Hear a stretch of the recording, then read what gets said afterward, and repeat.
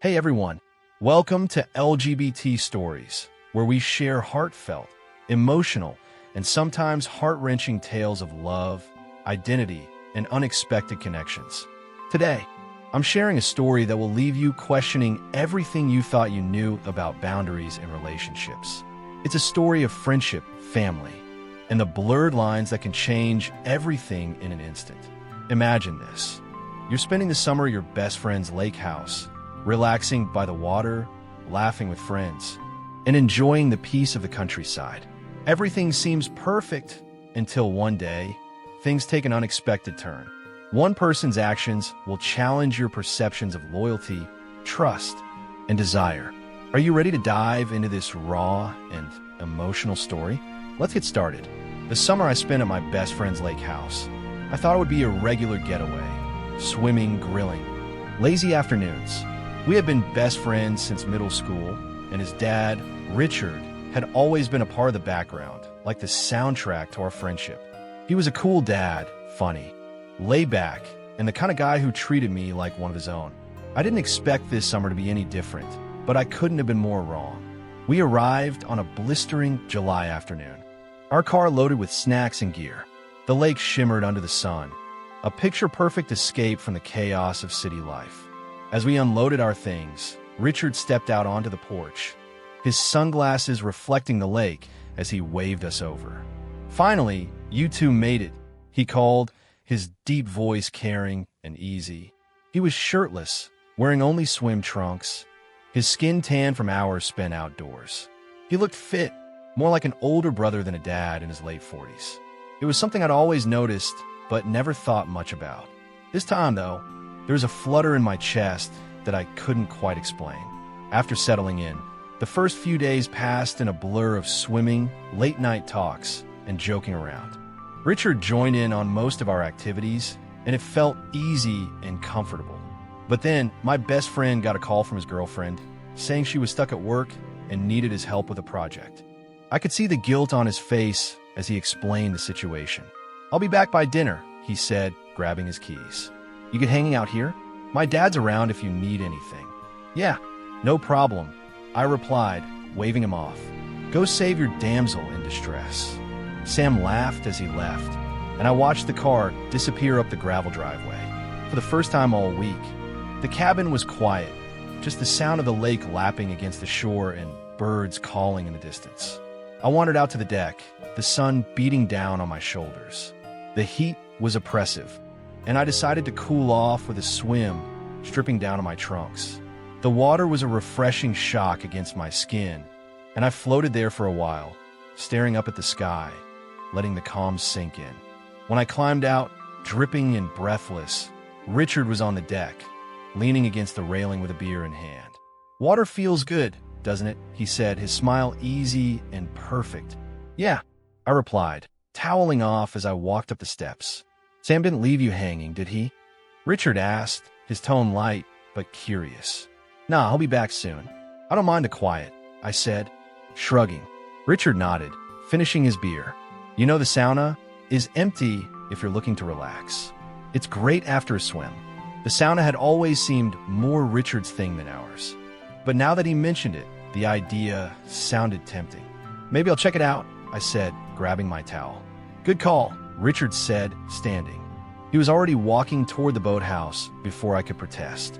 I hesitated for a moment, the sun warm against my back, before following him. The sauna was small but cozy, the interior lined with cedar that filled the air with its earthy scent. Richard showed me how to adjust the temperature before turning to leave. "Enjoy," he said, his hand lingering on the door frame for just a second too long. I settled onto the bench, letting the heat seep into my muscles. The air was thick and humid, and soon sweat dripped down my skin. It was quiet, just the sound of my breathing and the occasional creak of the wood. I closed my eyes, sinking into the warmth, and the tension in my body melted away. After about 10 minutes, the door creaked open, and Richard stepped inside, a towel slung low around his waist. "Mind if I join?" he asked, his voice casual. I hesitated, caught off guard. The space was small, barely enough for 2 people, and his presence suddenly made the air feel even heavier.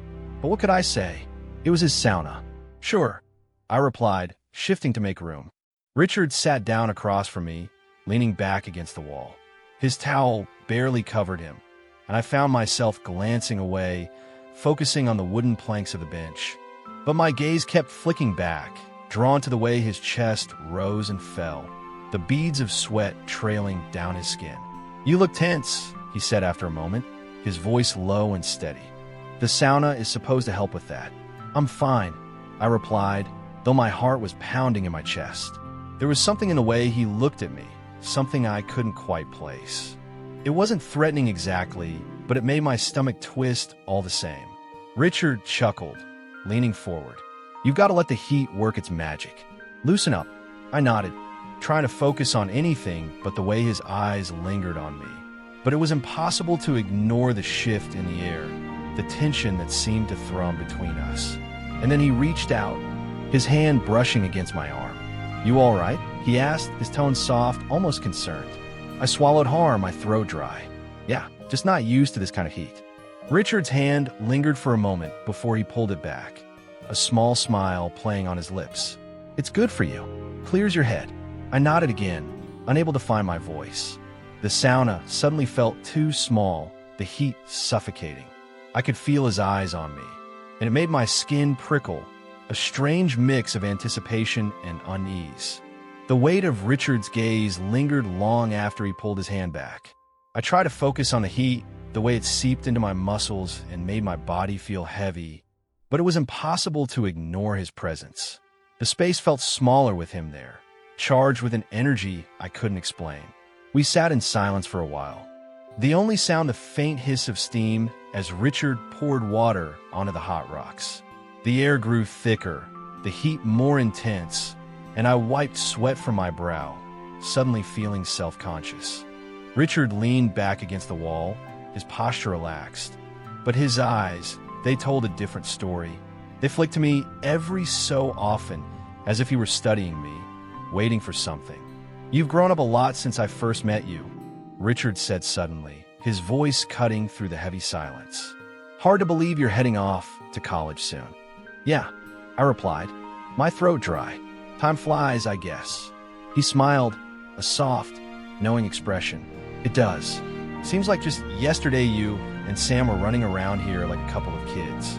I nodded, unsure of what to say. The way he spoke wasn't just casual small talk. There was something deeper in his tone, something that made my stomach twist in a way I couldn't quite understand. Richard leaned forward slightly, resting his elbows on his knees. "Sam's lucky to have a friend like you," he said, his voice lower now, almost intimate. "Someone he can trust. Not everyone has that." I swallowed hard, my heart pounding. "He's my best friend," I said, my voice quieter than I intended. "We've been through a lot together." Richard nodded, his gaze never leaving mine. "That kind of bond, it's rare, special." The words hung in the air between us, heavy and loaded with something I couldn't quite name. My mind raced, trying to make sense of the moment. But before I could think too much, Richard stood up, his towel slipping slightly as he moved. My eyes flicked away, my face flushing with heat, not just from the sauna. "I'll leave you to it," he said, his voice smooth. "Sometimes it's better to be alone in here. Really let yourself unwind." "Yeah, thanks," I murmured, not trusting myself to say more. He gave me one last lingering look before stepping out the door, clicking shut behind him. I let out a breath I hadn't realized I was holding, my chest tight as I leaned back against the bench. The room felt quieter without him, but the air was still charged, like his presence lingered even after he left. I sat there for a while longer, trying to shake the strange tension that had settled over me. But no matter how hard I tried, I couldn't get the image of him out of my head, the way his eyes had lingered on me, the way his voice had dropped just a little too low. It was unsettling, confusing, and something else I didn't want to admit. When I finally stepped out of the sauna, the cool air hit my skin like a shock, and I wrapped my towel tightly around myself as I made my way back to the cabin. The lake shimmered in the fading sunlight, the sound of cicadas filling the air. But the usual peace I felt in this place was nowhere to be found. My mind was spinning, my thoughts tangled in a mess of confusion and unease. I reached the cabin and slipped inside, the familiar smell of wood and sunscreen greeting me. The living room was empty, the kitchen quiet, but I could hear movement upstairs. I hesitated for a moment before heading to my room, hoping to collect my thoughts and shake the strange feeling that had settled over me. But as I passed by the staircase, I heard Richard's voice. "You all right?" He called out, his tone light, but there was an edge to it that made my stomach flip. "Yeah," I replied, pausing at the bottom of the stairs. "Just tired." Richard appeared at the top of the stairs, his towel now replaced with a pair of loose shorts and a tank top. He leaned against the railing, his arms crossed over his chest as he looked down at me. His expression was unreadable, but his eyes, they held that same intensity from before, that same weight that made it hard to breathe. "Sam should be back soon," he said, his voice casual though his gaze told a different story. "Why don't you grab a drink, relax a little? Maybe later," I mumbled, avoiding his eyes as I headed for my room. Once inside, I closed the door and leaned against it, my chest heaving as I tried to catch my breath. What was happening? Why was I feeling like this? Richard had always been like a second dad to me, friendly, supportive, someone I could trust, but now everything felt different, and I didn't know why. I sat on the edge of the bed, staring at the floor, my thoughts racing.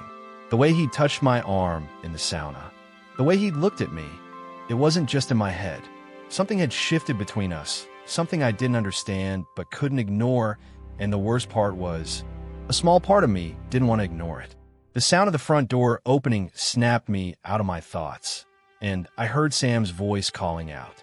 Relief flooded through me, and I quickly got up, pulling myself together as I headed back downstairs. Whatever had just happened with Richard, I needed to push it aside, at least for now. "Back just in time for dinner," Sam said, grinning as he set a bag of groceries on the counter. "What did you do while I was gone?" "Not much," I replied, forcing a smile. "Just hung out by the lake, hit the sauna for a bit." "Nice," Sam said, grabbing a beer from the fridge. "My dad's obsessed with that thing. Says it's the best way to relax." I nodded, my throat tight, if only he knew. But the story didn't end there. Oh no, it definitely didn't. This was only the start of it, and I couldn't have imagined what was still to come. That night, during dinner, Sam chatted away about his girlfriend, his plans for college, and all the things he was excited about for the summer. I nodded along, forcing myself to laugh at his jokes and respond to the right moments. But my thoughts kept drifting back to Richard. He sat across from me at the table, his expression relaxed as he joined in the conversation, but every so often I caught him glancing at me. It was subtle, barely noticeable, but enough to make my skin prickle. The way his eyes lingered just a little too long, the way his smile seemed to hold something beneath the surface, it was unnerving, and no matter how hard I tried, I couldn't shake the feeling that he was testing me somehow. After dinner, Sam suggested we watch a movie, something light and funny to end the day. I agreed, grateful for the distraction, and we settled into the living room. Richard joined us, sitting in the armchair across from the couch where Sam and I sprawled out. The movie played on the screen, but I barely registered it, too aware of Richard's presence in the room. About halfway through, Sam got up to grab more snacks. "Pause it," he said, disappearing into the kitchen. I reached for the remote, pressing pause as the screen froze on a goofy expression. The room fell silent, the only sound the faint hum of the ceiling fan. I glanced at Richard, trying to act casual, but he was already looking at me. "You all right?" he asked, his tone soft, almost concerned. "Yeah," I said quickly, avoiding his gaze. "Why wouldn't I be?" I shrugged, leaning back in my chair. "You just seem off, like something's on your mind." I swallowed hard, my palms sweating as I gripped the remote. "I'm fine, just tired, I guess." Richard nodded slowly, his eyes never leaving mine. "It's okay if you're not fine. You know you can talk to me." The words sent a jolt through me, my heart pounding as I tried to keep my expression neutral. "Thanks, but really I'm okay." Before he could say anything else, Sam returned, a bowl of popcorn in one hand and a soda in the other. He plopped back down on the couch, completely oblivious to the tension in the room. "All right, let's finish this," Sam said, tossing a handful of popcorn into his mouth. I pressed play, grateful for the interruption, but my mind was far from the movie. Every so often, I felt Richard's eyes on me, like he was studying me, waiting for something. The weight of his gaze was suffocating, and by the time the movie ended, I was desperate to get away. "I think I'm gonna head to bed," I said, standing up and stretching. "Long day. Night, man," Sam said, giving me a lazy wave as he flipped through the TV channels. "See you in the morning." "Good night," Richard added, his voice low and smooth. I nodded, avoiding his eyes as I made my way upstairs. Once inside my room, I closed the door and leaned against it, letting out a shaky breath. My chest felt tight, my thoughts a tangled mess as I tried to make sense of everything. The way Richard looked at me, the way he spoke. It wasn't in my head. There was something there, something I didn't know how to handle. I crawled into bed, pulling the covers over me as I stared at the ceiling. The house was quiet now. The faint creaks and groans of the old were the only sounds, but my mind was anything but quiet. I kept replaying the moments in the sauna, at the dinner table, during the movie. The way Richard's hand had lingered on my arm, the way his eyes seemed to see right through me. It was like he knew what I was feeling even before I did, and that terrified me. I tossed and turned, sleep eluding me as my thoughts raced. I tried to convince myself that I was imagining things, that Richard was just being friendly, that I was reading too much into it, but deep down I knew better. There was something between us, something I couldn't explain but couldn't ignore, and the worst part was a small part of me didn't want to ignore it. Something in me felt excited, especially when I thought of Richard. I did not know what it was yet, but I would find out. The next morning, I woke up to the sound of birds chirping outside my window. The sun streamed through the curtains, casting a warm glow over the room, but I felt anything but warm. My stomach was tied in knots, my chest heavy with unease as I got dressed and headed downstairs. Sam was already up, sitting at the kitchen table with a bowl of cereal. He grinned when he saw me, completely unaware of the turmoil inside me. "Morning, dude," he said, shoving another spoonful of cereal into his mouth. "Sleep okay?" "Yeah," I lied, grabbing a glass of water. "You like a rock," he said with a laugh. "My dad's out on the dock if you're looking for him." Said something about fixing the boat. My stomach flipped at the mention of Richard, but I forced a smile. "Cool, maybe I'll head down there later." Sam nodded, oblivious as ever, and I felt a pang of guilt. He had no idea what was going on. No idea that his dad had crossed a line I didn't know how to deal with and didn't know if I could ever tell him. After breakfast, Sam suggested we take the canoe out on the lake, and I jumped at the chance to avoid Richard. The water was calm, the sun warm on our backs as we paddled out to the middle of the lake. For a while, it felt like old times, just me and Sam, laughing and joking like nothing had changed. But everything had changed, and I couldn't ignore it for long. When we got back to the cabin, Richard was waiting on the dock, his shirt off as he worked on the boat. My breath caught in my throat at the sight of him, his tan skin glistening in the sunlight, the muscles in his arms flexing as he tightened a bolt. He looked up as we approached, a small smile playing on his lips. "Have a good time out there?" he asked, his voice easy and smooth. "Yeah," Sam said, hopping out of the canoe. "Water's perfect today." Richard nodded, his eyes flicking to me. "You look like you could use some time in the sauna again." His tone was casual, but his gaze was intense. My heart raced, the memory of yesterday flooding back. I forced a laugh, trying to act normal. Maybe later, but the look in his eyes told me he wasn't going to let it go. The afternoon passed in a blur. Sam and I spent most of it lounging on the deck, sipping cold drinks and soaking up the sun.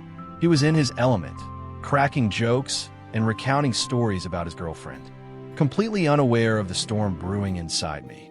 I envied his carefree attitude, the ease with which he moved through the world. Meanwhile, I felt like I was carrying a secret that was growing heavier by the second. Richard stayed near the dock, tinkering with the boat. Every now and then, I caught him glancing up at us, his gaze lingering just a little too long each time. My stomach tightened, my heart pounding in my chest.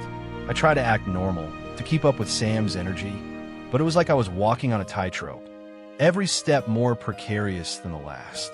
By late afternoon, Sam decided to head into town to pick up supplies for dinner. "You want to come with?" he asked, pulling on his sneakers. "Nah, I think I'll stay here, I said, try to sound casual. The thought of being alone with Richard made my skin crawl, but I couldn't bring myself to admit it. Sam shrugged, grabbing his keys. All right, cool. Be back in a bit. As his car disappeared down the gravel driveway, the cabin seemed to fall into an eerie silence. I stood on the deck, staring out at the lake, the sound of the water lapping against the shore doing little to calm my nerves. I considered grabbing a book or going for a walk, anything to avoid being in the same space as Richard, but before I could make a decision, his voice broke through the quiet. You all right? He called from a dock, his tone easy but laced with something I couldn't quite place. I turned, forcing a smile. Yeah, just enjoying the view. He nodded, setting down his tools and wiping his hands on a rag. It's a good one. Peaceful out here, isn't it? Yeah, I said, my voice tight. He walked up the dock, his movements slow and deliberate, like he was testing the waters. You know, he said, stopping a few feet away from me. It's just us now. We could talk if you want. My throat went dry. About what? He tilted his head, studying me. About what's been going on, about yesterday. Panic surged through me, my hands clenching my sides. I don't know what you're talking about. He stepped closer, his voice soft but firm. Come on, don't do that. I know you felt it too. I shook my head, backing away slightly. I don't know what you think happened, but it didn't. He interrupted, his eyes locking onto mine. And it's okay. You don't have to be afraid. The word echoed in my mind, striking a chord I didn't want to acknowledge. I was afraid. Afraid of what he was saying, afraid of what it meant, and most of all, afraid of the part of me that didn't want to pull away. I think I'm going to go for a walk, I said, my voice shaky as I turned toward the woods. But before I could take a step, his hand was on my arm, stopping me in my tracks. His touch was firm, but not forceful, his grip sending a jolt through my entire body. Wait, he said, his voice low. You don't have to run. I froze, torn between the instinct to flee and the strange pull that kept me rooted in place. My mind was screaming at me to leave, to get as far away as possible, but my feet wouldn't move. I could feel his presence behind me, the weight of his gaze heavy on my back. I don't want to make you uncomfortable, he said, his tone softer now, but I think we need to talk about this, about us. His expression didn't falter, his calm demeanor only adding to my frustration. I know it's complicated, but I also know that what happened yesterday wasn't one-sided. You could deny it all you want, but I saw it in your eyes. I felt it. My face flushed a mix of anger and embarrassment coursing through me. You don't know anything about me, I said, my voice trembling. Don't I? He asked, stepping closer. I see the way you look at me. I see the way you react when I'm around. You can try to hide it, but it's there. My chest tightened, the weight of his words pressing down on me. He wasn't wrong, and that terrified me. There was a part of me that was drawn to him, a part one didn't understand and didn't want to admit. But giving into that part felt like crossing a line I could never uncross. I need some space, I said, my voice barely above a whisper as I turned and walked. I didn't stop until I was deep among the trees, the sound of the lake fading into the background. My heart was pounding, my mind racing as I tried to make sense of everything. How had things spiraled so far out of control? What was I supposed to do now? I sank onto a fallen log, my head in my hands as the weight of the situation settled over me. I felt trapped, like I was caught in a web I couldn't escape, no matter which way I turned. The worst part was a small part of me didn't want to escape. A small part of me wanted to stay out there forever, hidden away where no one could reach me. But another part, the part that terrified me, wanted to go back, wanted to face him, wanted to see where this could lead. When I finally stood up and made my way back toward the cabin, the sun was beginning to set, casting long shadows across the forest floor. My heart pounded with every step, a mix of anticipation and dread building in my chest. I didn't know what I was going to say, what I was going to do.